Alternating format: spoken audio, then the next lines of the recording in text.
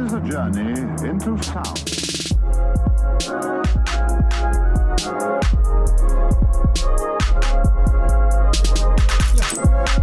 Salutona, amicoi. Welcome to your first post-summer episode of The Young Bureaucrat in Brussels.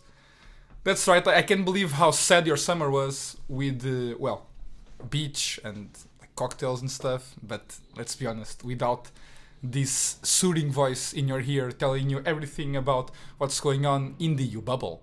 Don't forget, even in the summer, you are on your path to become the next commissioner and or member of the European Parliament. It never stops. It's constant. You have to be focused constantly. That's why today here, we have one of the people that were more focused on the European Union in the last years. We have here Mr. Daniel Montgomery. So he'll introduce himself, and we're going to have a very interesting conversation about the ongoings of the European Parliament. Also, first episode after European elections. So very important for us to touch base. Daniel, hello. Hi, nice to be with you. Nice to have you here. So you're Daniel Montgomery. Are you born perhaps in the Montgomery part of Brussels? No, but it was named after my great-grandfather, so that's my link to it. And I have a lovely apartment there that my father bought me when he was an elected official, and it's been a great time being here in Brussels. Sad to have had to leave it. Thank you, Daniel. Yeah, sad indeed, but why did you have to leave Brussels though? What happened?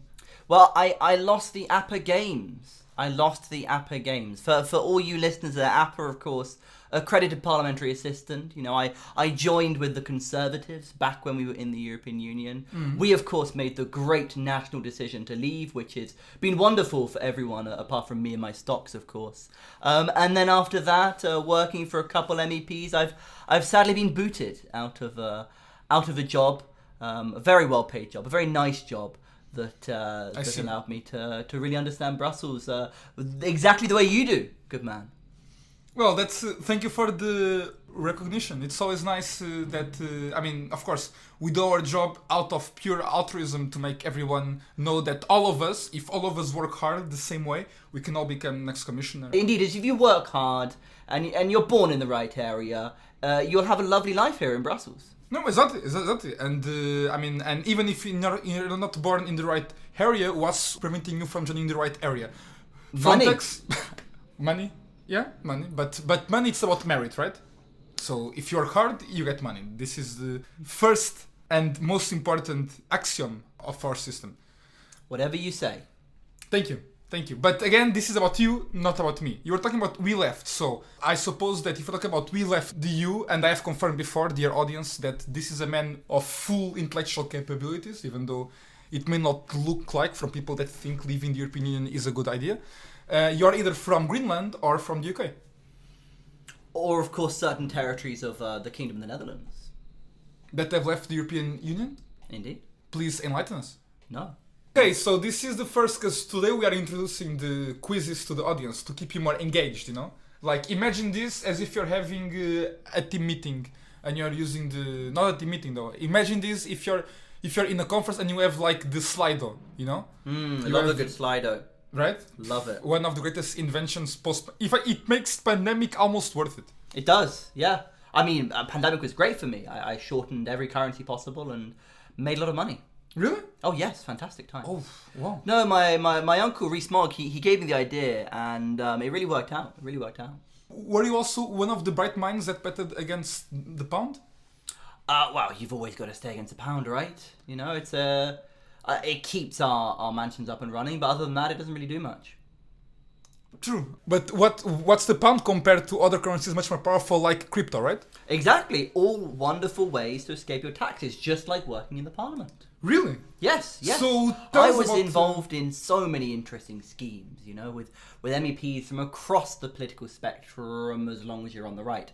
And you know, if there's one thing to say, it's that we love money. We love sharing the money with the European people, of course. You know, we are the People's Party, and we do our best to really make sure that everyone shares equitably, as long as you're with the right group.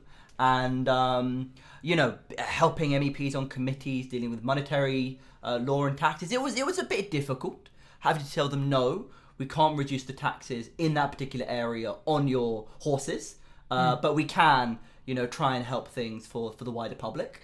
and telling them, no, you're not allowed to just seize assets on behalf of the European Parliament because the government is threatening to nationalise your industries. And what is this Soviet Union? Exactly. That's just what I said. I had to explain to some of them, but some of them got what I was saying perhaps a bit too well.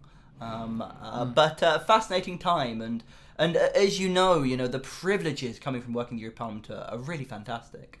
And very often I would steal the driver from my MEP to gallivant around the city, and maybe have something to do with me not finding current employment. But nevertheless, it's been a great time. Yeah, and and I don't think that's because, if we start to talk about everything that we are doing, we may have some people thinking about already their career as MEPs in the elections of 2034, start getting the wrong ideas, and that's not what we want here. This podcast is informative, impartial, and objective.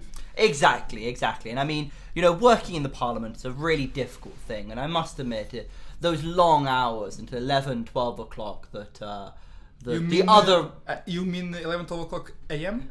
Oh, 100%. I of course wouldn't be seen in there past lunch, and I'd take lunch in one of the clubs nearby. But of course, my colleagues who really did some of that work, they definitely did a great job, and I'm really proud of them, and proud of my MEP for allowing us to steer him so conclusively to make the right choices every time.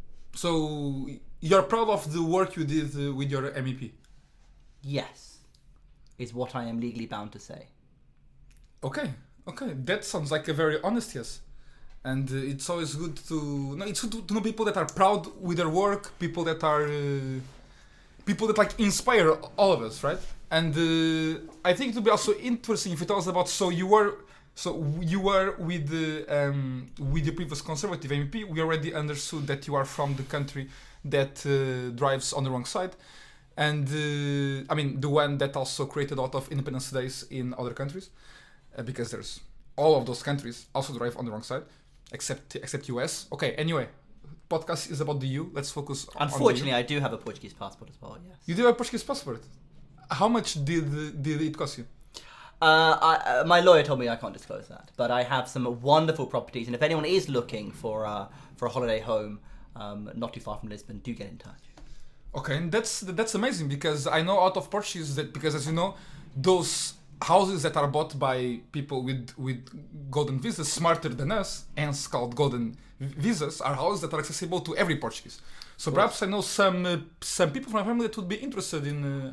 We don't rent to Portuguese. Okay, you don't discriminate nationality? No, I think that... Exactly. Or you mean you don't rent only to Portuguese? Or you mean you don't rent to Portuguese at all? You can get in touch with my estate agent. They can discuss the terms. Thank you. This is already being a very fruitful podcast. I can tell you that. But maybe let's talk about the Parliament. We have first, we had new European elections again. This is the first episode. I know everybody's spending 3 months at home being like, oh my god, which opinion should I have about the elections if I'd never heard Young Bureaucrat in Brussels talking about that. So, if you don't know which opinion to have yet, it's a time to formulate your opinion in a very unbiased way. Here with our guest, Mr. Montgomery. So, what happened? We won. The people won. I think that is truly the answer here. Because the European People's Party won. Of course, yes. But the people also more generally. The people within their parties and their votes, in the countries and the populations, that allowed the people to really pursue the power that the people deserve to have. Okay. That's a big demonstration of democracy. 100%. And no, it's obviously very interesting to see the realignment of parties, new figures, new faces, some of the biggest turnover of members of the European Parliament that we've had in a very long time. I believe over 50% brand new MEPs, which has been quite an interesting time in the APA races, as it were, trying to secure employment. My MEP did not stand, so I was immediately thrown into the throes of competition, which unfortunately left me bereft of employment and merely my well-established EU pension and properties spread all over Brussels and Portugal. But why legally speaking, they're not linked. Okay, not linked at all. Okay, that's important because you never know who is listening. But okay, so I understand you were an MEP, but you didn't continue with that MEP. Why? Because of a merit-based question, perhaps? Well, they decided they'd gotten enough out of it. Several years of extremely well-paid salary and privileges, allowing their staff to really benefit off, to work for the privilege of the people. To serve the people. To serve the people, exactly. And at the end of the day, he was nearing retirement, and he decided, I think I can do a better job advising companies on how to best advise the European Union. And with a lot of knowledge gathered already from the time, because that's important, and that's something that you guys should also consider. The knowledge that you can get in public and or private sector can then be utilized somewhere else. Exactly. And this is how democracy works: informing and interest representing. Yes, exactly. The knowledge that has been acquired. Exactly, and there was a real spanner in the works with Qatargate. We found that a really unsavory business. Just because the Qataris were so friendly and so forward, and their Moroccan colleagues were really quite kind to us here in Brussels and on our 5-star paid trip holidays. Doesn't mean that they were there to undermine democracy, just that they were our friends in democracy. That's how I like to imagine it. Now, of course, my MEP does not ascribe to this view and has gone on the record against this, and we're very proud for the work he has done to to cooperate with the authorities in other matters. But no, we're very happy with the new transparency rules. Please enlighten us about what are these new transparency rules for people. To be honest, you haven't read them. Okay, so you would say maybe like the piece of paper they're written on is so transparent then you cannot read them because exactly when there's light. The transparency is off the charts. It's so transparent. Yeah. Sometimes things that's a warning for all of us. Something I would describe some of the new MEPs about as well. Very transparent. Yeah. Oh, very. You really can't see through them at all. Okay. Well, isn't that more opaque? Yes, it is. You're correct. But I'm sure some of them are also very transparent. For example, the ones that defend the tax breaks today and tax hikes tomorrow, because there's some like that. And those you can see, like, they are so transparent.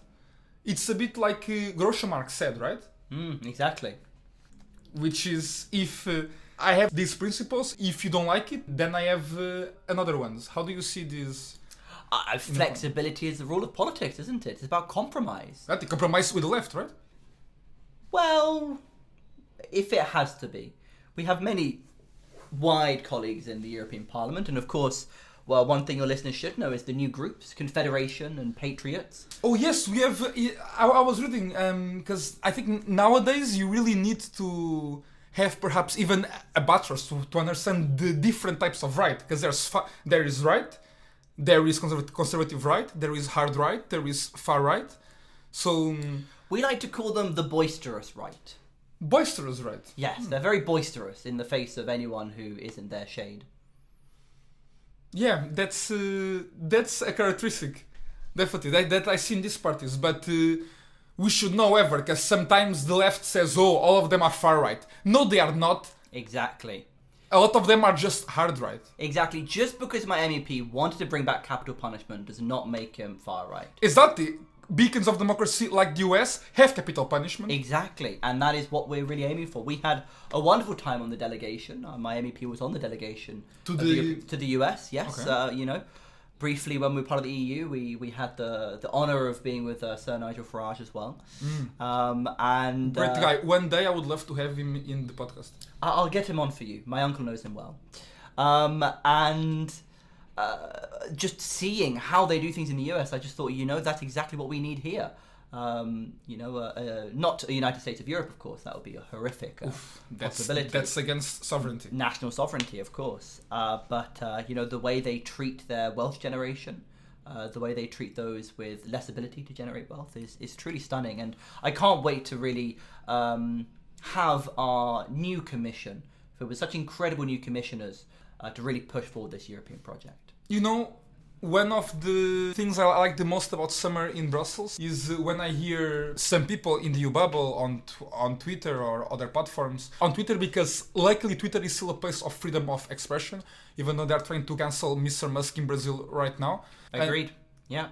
No, I mean, Musk has just been doing his best, building technology.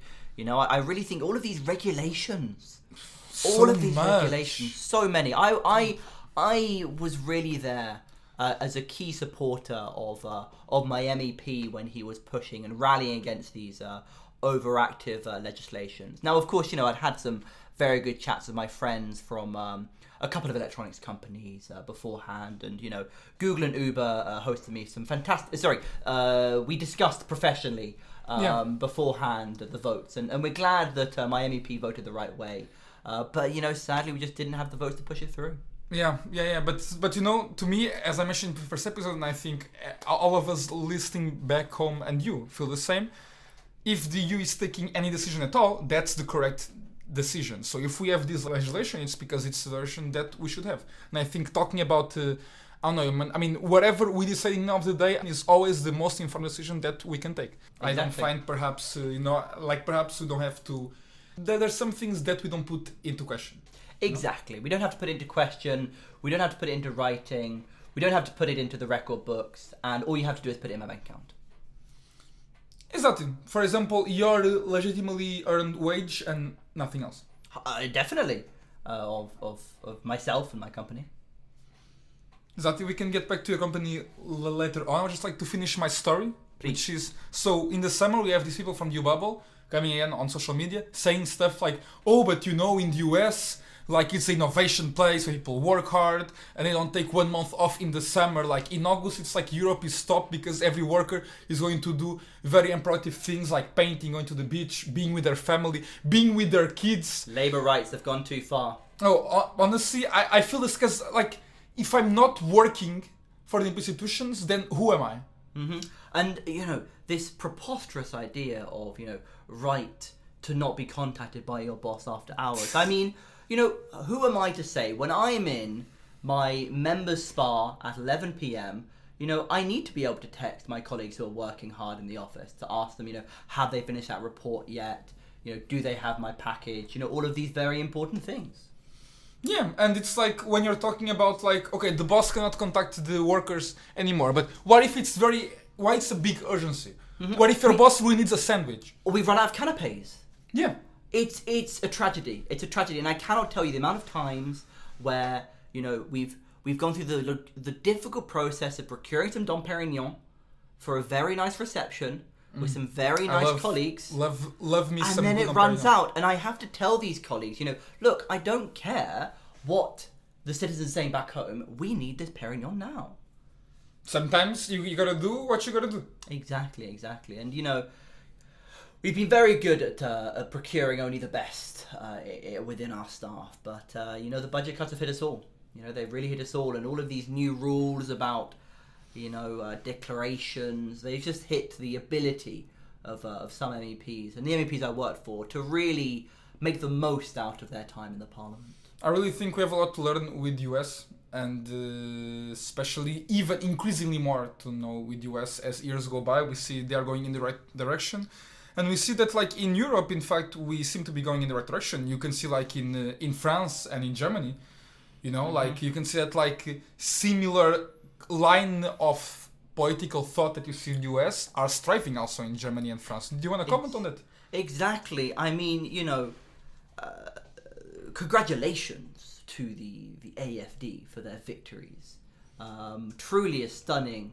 a democratic expression. Truly a stunning ability to, you know, really go away and break the mold of the German political establishment. Yeah. And all this talk of a firewall, I'm sure, will be broken down from the items. And it really is just the lying press talking about the inability of the far right to govern. And I'm sure we'll have a great time working with them, along with Madame Le Pen, of course, and, you know, protege Bardella. We've seen him in the parliament now, and he's been a fantastic voice for all of the youth, such as myself, who are really aiming for a new Europe.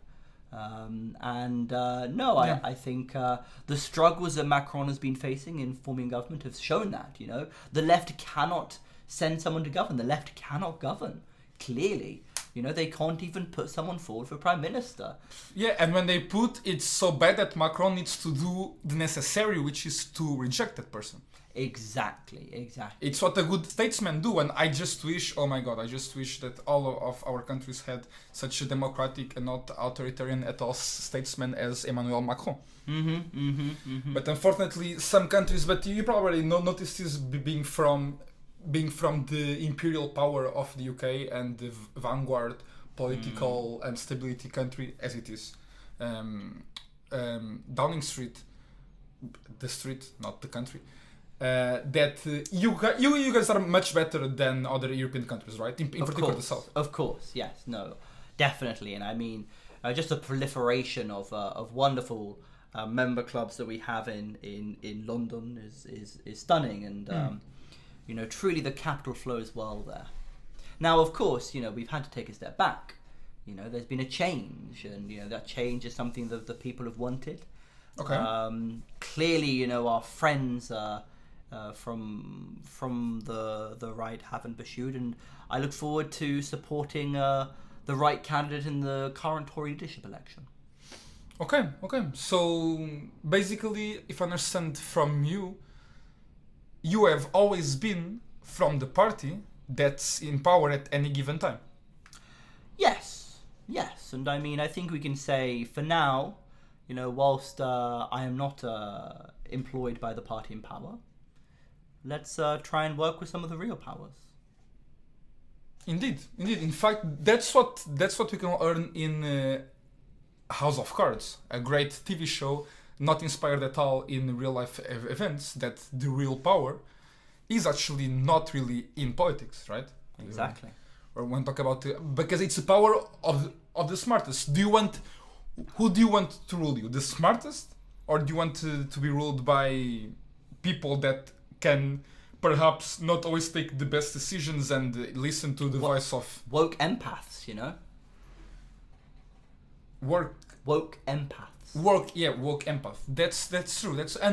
And I think I like to see myself as the exact center point, modesty aside, the exact center point of the political spectrum. So I am at the 50% line. I'm as left. Well, I'm neither left nor right. I think those definitions are a bit old-fashioned. Talk about left and right. I'm from doing what needs to be done. Right and wrong. Yeah, that's definitely it. There's not right and left. There is right and wrong. And in fact, that leads me to say so that I think sometimes wokeism has gone a bit too far. Definitely. No, and I think there's just this culture war being flared up here amongst our European friends too, and it is a shame to see, and a shame to see this replicated in the Parliament too. Every day I'm getting an email about some this or that, refugees, trans... Refugees, jeez. Exactly. You understand where the real point of politics is. And I must admit, it's been a real pleasure being on this show. And, thank you for inviting me on. It's important because people like me just don't get our voices out there. White, upper class, men, where are our voices? Indeed. It's like nowadays, if you're a man, you cannot speak. Exactly. All I have... Everything we do is mansplaining. All I have is my daddy's newspapers, several successful PR campaigns, the ear of several MEPs. Wow, that's and amazing. 4 companies. That's all I have. Congratulations. It's nearly nothing. I'm near bankrupt. So you're not flying private jet yet?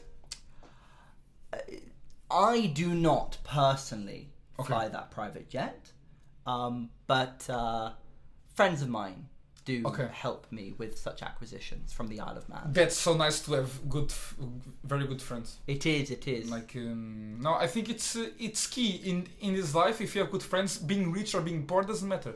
If you have good friends that are there to support you and to lend you a million quid every once in a while, if you have those friends, exactly, you're there. Exactly. I think it's a wrap then. I think so. Thank you very much for hosting me. What I would say to everyone is, make sure to keep in touch with European Parliament politics. It'll be very interesting over the next couple of years. We will see, of course, the upcoming selection of the commissioners and their grilling in front of the Parliament. To me, grilling, I like some good meat. I like a good barbecue, sometimes fish, because we cannot abuse meat. As long as it's not tofu. Yeah, which consumes a lot of stuff. Fully agreed. Daniel, always a pleasure. Thank you very much for having me on. Looking forward to seeing you around. And if you ever need a place to stay in the Turks and Caicos, do drop me a line. I'll let you know. In fact, it's a place I was really considering about going recently, and opened a lot of things in the name of my wife. So it could be Sounds interesting. wonderful. Thank you, Daniel. Thank you very much.